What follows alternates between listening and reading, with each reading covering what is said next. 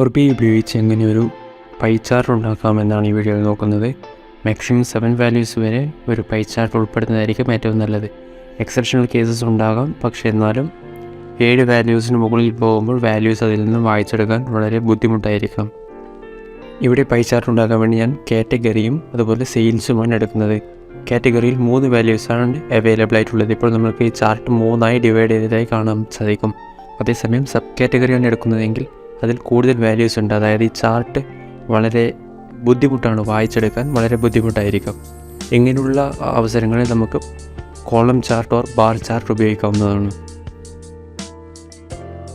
നമ്മളൊരു chart create ചെയ്യുമ്പോൾ അത് കൂടുതൽ വലുതായി കാണാനും വ്യക്തമായി കാണാനും ഫോക്കസ് മോഡ് ക്ലിക്ക് ചെയ്ത് വലുതാക്കാവുന്നതാണ്. ഈ ഒരു ചാർട്ടിൽ ഓരോ കളറും ഏത് കാറ്റഗറി സൂചിപ്പിക്കുന്നു എന്ന ലെജൻസ് അതിൻ്റെ റൈറ്റ് സൈഡിലായി ഉണ്ട്.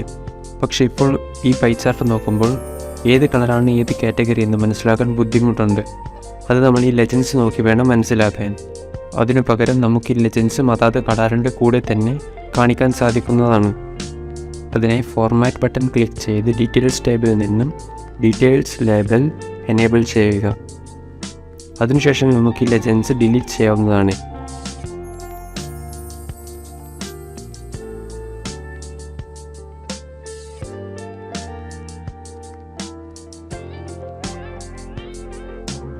ഇങ്ങനെയാണ് സിമ്പിളായി ഒരു പൈ ചാർട്ട് ഉണ്ടാക്കേണ്ടത്. ബാക്കി സ്റ്റൈലും ഒക്കെ നമുക്ക് ഈ പാനലിൽ നിന്നും ചെയ്യാവുന്നതാണ്.